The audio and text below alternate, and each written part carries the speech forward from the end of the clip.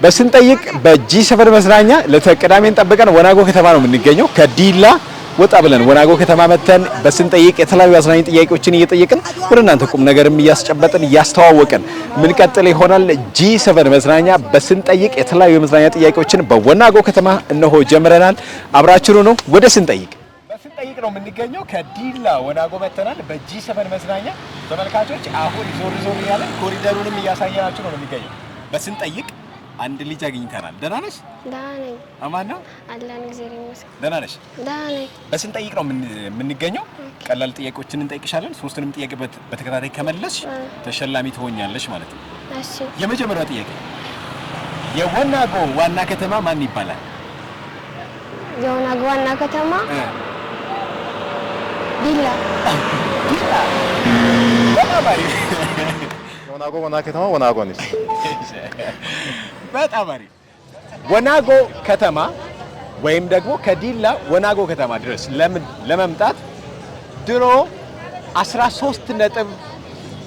13.2 ኪሎ ሜትር ርቀት ያህል ነበር።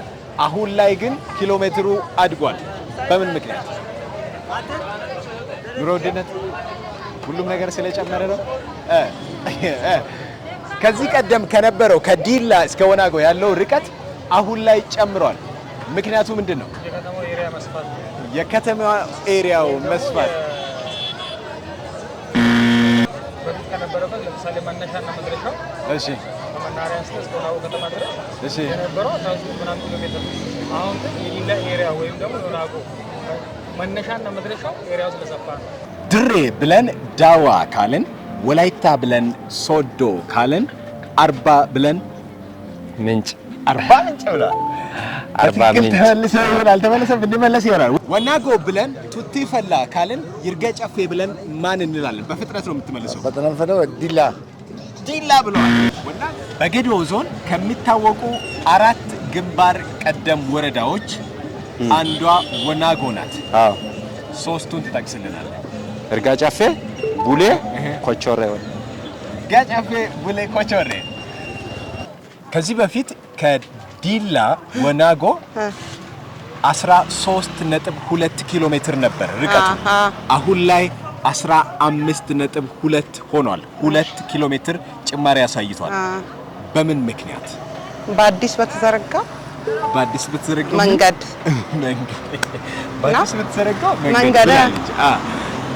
በፍጥነት ነው የምትመልሰው ይሄንን ጥያቄ። ወናጎ ብለን ቱቲ ፈላ ካልን፣ ይርጋ ጨፌ ብለን ምን እንላለን? ይርጋ ጨፌ ብለን ቱቲቲ።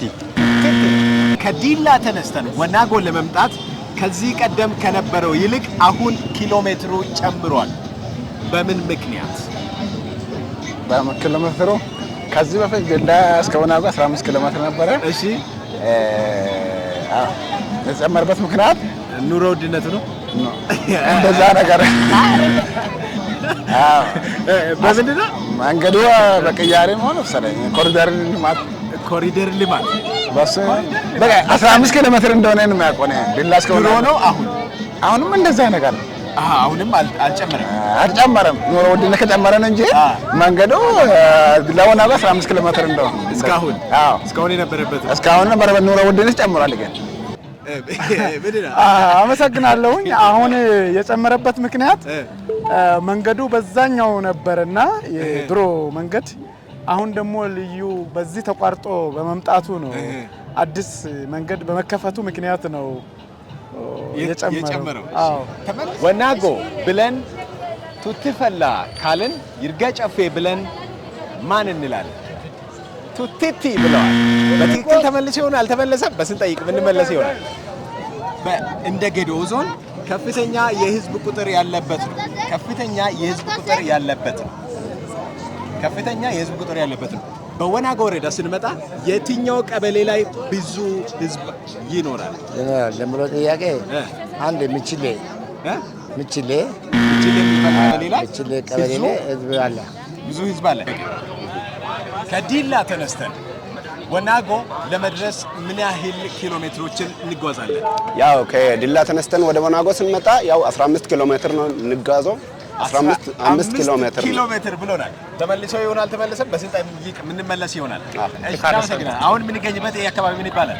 ይሄ በወናጎ ከተማ ቱቲፈላ ይባላል። ቱቲፈላ ይባላል። ቱቲፈላ በጣም በዓለም አቀፍ ደረጃ የሚታወቅ መካነ ቅርስ አለ። አዎ የትክል ድንጋይ አለ። እሺ ወደ መጀመሪያው ጥያቄ እንሄዳለን። በስንጠይቅ ነው የምንገኘው? አሁን የምንገኝበት በዚህ ወቅት አርሶ አደሮች ምን ያደርጋሉ? ኮምፖስት እንትን ጉርጓድ ያወጣሉ። ቡና ለመትከል እንሰትና ቡና ለመትከል ጉርጓድ እያወጡ ይገኛሉ። የኮምፖስት አዘገጃጀትም በዚህ ወቅት ይሆናል። ወደ ሁለተኛው ጥያቄ እንሄዳለን። ወደ ሁለተኛው ጥያቄ ስንሄድ ወናጎ ብለን ቱቲፈላ ካለን ይርጋ ጨፌ ብለን ማን እንላለን? ወናጎ ብለን ቱቲፈላ ካለን ቱቲፈላ ማለት የትክል ድንጋይ ያለበት ነው። ቱቲፈላ በወናጎ ወረዳ ውስጥ የትክል ድንጋይ ያለበት ነው። በዓለም አቀፍ ደረጃ የተመዘገበ ነው። ወናጎ ብለን ቱቲፈላ ካለን ይርጋ ጨፌ ብለን ይርጋ ጨፌ ቡና ጌዴኦ ዞን በከፍተኛ የህዝብ ቁጥር የሚታወቅ ነው። ከዚያም ውስጥ ደግሞ ወናጎ ወረዳ ከፍተኛ ህዝብ ያለበት ወረዳ ነው።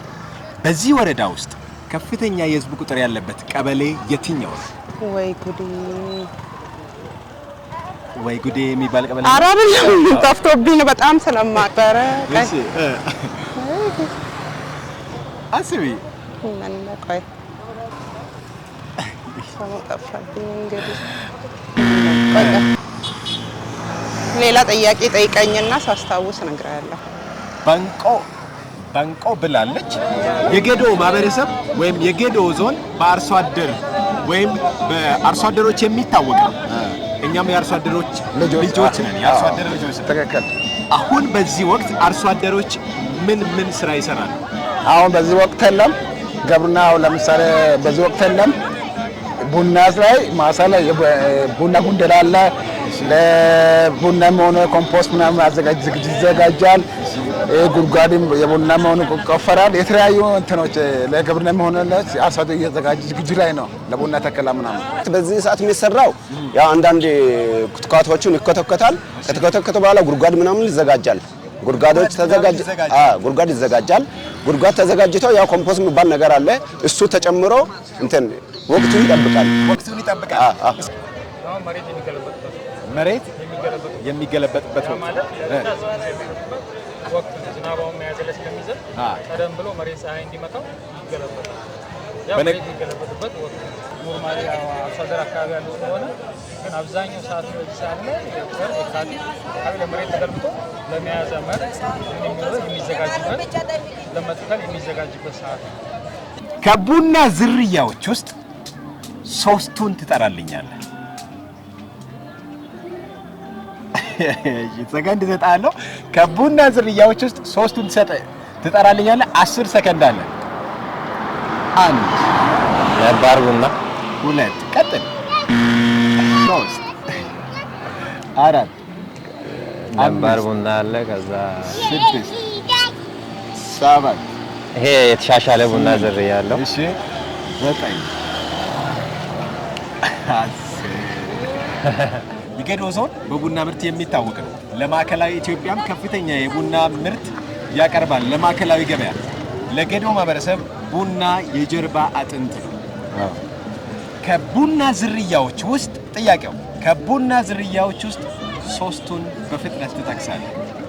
ከቡና ዝርያዎች ውስጥ ሶስቱን በፍጥነት ትጠቅሳለህ። ሰከንዶች ይቆጥራሉ። ያልቃል። ይለፈኝ መሞከር አይቻልም። መሞከር ነው። ሞከረ ከተሳካ ተሳካ፣ ካልተሳካ ያው የቡና ዝርያዎች ውስጥ ሶስቱን ትጠቅሳለህ። እኔ 10 ሰከንድ እሰጣለሁ። ሰርጎ የሚባል አለ ወይም አንዴ ይሁን ሰርጎ የሚባል አለ ነው ያልኩህ። እርግጠኛ ነህ? አለ ሲባል ነው የሚያውቀው። አሁን ዘመናዊ ደግሞ ፕሮጀክት የሚባል በግብርና የሚመረጥ ፕሮጀክት አለ፣ ሰርጎ አለ እና በቃ ጌዴኦ ዞን በቡና ምርት የሚታወቅ ነው። የጌዴኦ ዞን ለሀገር ማዕከላዊ ገበያ ከፍተኛውን የቡና ምርት ያቀርባል። ይህንን ታምናለህ? ቡና ለጌዴኦ ማህበረሰብ የጀርባ አጥንት ነው። 3 የቡና ተክል ዝርያ ስም መጠሪያ 3 የቡና አይነት ተክሎችን መጠሪያ ትጠቅስልኛል? እሱ እንግዲህ ያው አርሶ አደር ቢሆን ነበር። እንግዲህ ያው የአርሶ አደር ልጅ ለወደፊት ግን አንተ የአርሶ አደር ነኝ። አዎ በጣም እንጂ አርሰሃል? አዎ እንግዲህ ሞክሬ ነበረ። ያው ቀጣይ እንትን ከዝርያው እንግዲህ ጠፍቷል። ምንም ማድረግ አልችልምና ኩርሜ የሚባል አለ። ኩርሜ አንድ እሺ፣ ኩርሜ ቡና ሶስት ነው አይደል? ሶስት ሁለት ከመለስኩ አይታሰብልኝም። አይታሰብ ሶስት በተከታታይ መሆን አለበት። እሺ አንድ እንግዲህ ያው አንድ ኩርሜ በሚለው ነው የማውቀው። ሌላኛውን እንግዲህ ያው ረስቻቸዋለሁ። ቀጣይ ላይ አንብቤ ያው በዚሁ እድል ካገኘው እመለስበታለሁ። እንመጣለን በቀጣይ። እናመሰግናለን። ኩርሜ ብለዋል። ከዝርያዎች መካከል የቡና ዝርያዎች መካከል ሶስቱንም ጥያቄ በተከታታይ ሙሉን መልሶት ቢሆን ተሸላሚ መሆን ይችላል። አሁን ግን ስለነበረን ቆይታ በድጋሚ ከልብ እናመሰግናለን። ያው እንደ የመጀመሪያው እንደ አካባቢ ያው ቡናው በወቅቱ ይተከላል። ሲተከል ያው በመጀመሪያው ያው ጉርጓድ እንደተዘጋጀው ጉርጓዱ ላይ ኮምፖስት ይዘጋጅና ኮምፖስት ከ1 እስከ 15 አካፋ ይጨመራል። ከዛ በኋላ ወቅቱ ሲደርስ ይተከላል። እሺ እኔ ያልኩ 3 የቡና ዝርያ አይነቶችን ጥራልኝ። 3 የቡና አይነት ዝርያ በርግጥ አርሶ አደር ታውቀዋለህ? ግን ታውቀው ነበር በደንብ እሱንማ አልገባኝም። ያው የቡና ዝርያ 3 ወልሾ ዘመናዊ ፕሮጀክት ብላል። ፕሮጀክት ነው ፕሮጀክት ነው። በጣም አሪፍ። እሺ ሶስተኛ ነባሩ ወንድ ነው። ነባሩ አለ ነባሩ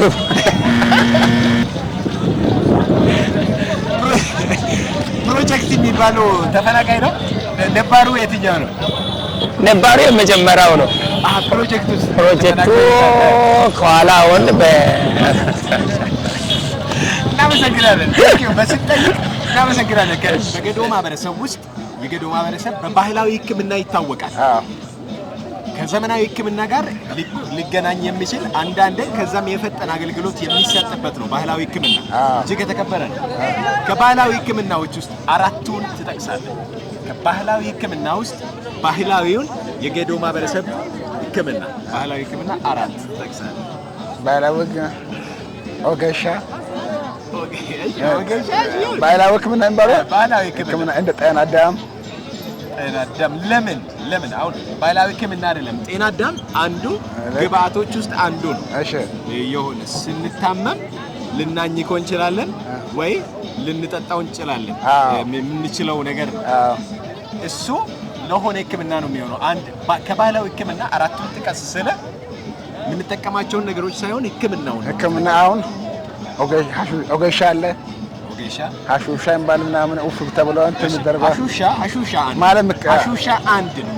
ኦጌሻ የለም። ኦጌሻው ነው። ሀሹሻ አንድ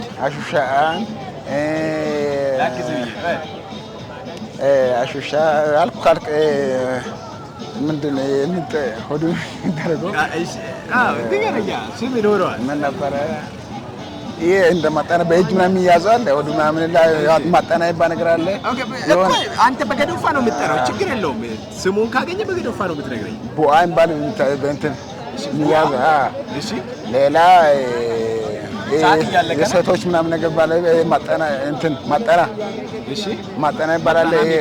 የሴቶች ነገር ምንድን ነው?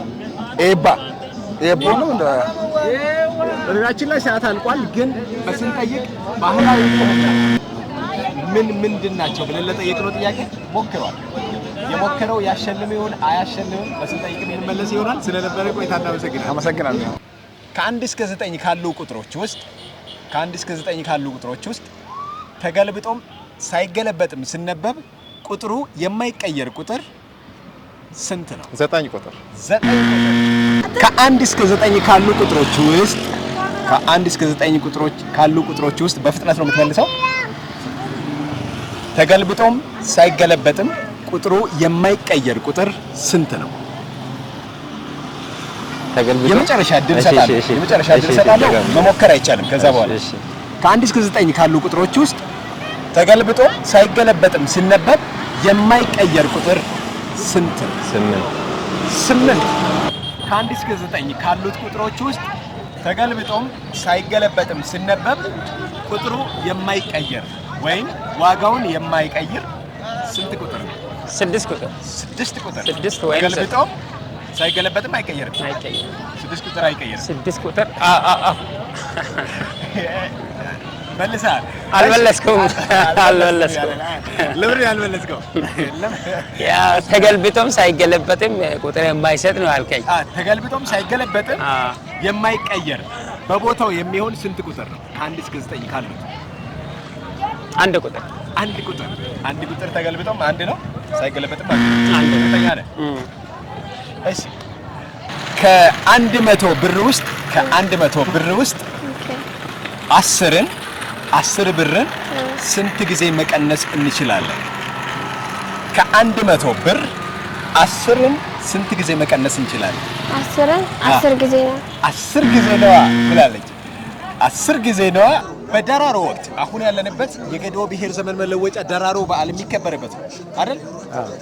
በደራሮ ወቅት በጉማታ መልክ የሚሰጥ ለአባ ገዳው ስጦታ ምን አይነት ነው? እሱን አታውቅም። የጂ7 መዝናኛ ቤተሰቦች ገዲዮ ቴሌቪዥን ቅዳሜ ወደ እናንተ በስንጠይቅ ከዲላ ተነስተን ውቢቷ ወናጎ እንገኛለን። ዛሬ በወናጎ ከተማ መተን የተለያዩ ጥያቄዎችን ነው የጠየቅናቸው። አዝናኝ ጥያቄዎችን በጂ7 መዝናኛ ጠይቀናቸው ሁሉም ተጠያቂዎች ማለት በሚቻል ደረጃ ጥያቄዎችን መልሰዋል። ግን ተሸላሚ ሊያደርግ የሚችለው 3 ጥያቄ በተከታታይ መመለስ ስለሆነ 3ቱንም ጥያቄ በተከታታይ መመለስ አልቻሉም የወናጎ ከተማ ነዋሪዎች። በስንጠይቅ ሌላ ጊዜ በሌሎች አካባቢዎች እየሄድን የተለያዩ አዝናኝ ጥያቄዎችን ምን ጠይቅ ይሆናል። ጂ7 መዝናኛ ገዲዮ ቴሌቪዥን ዕለተ ቅዳሜ አሁንም ይቀጥላል። አብራችሁን ስለነበራችሁ እናመሰግናለን። መልካም ጊዜ ይሁንልን።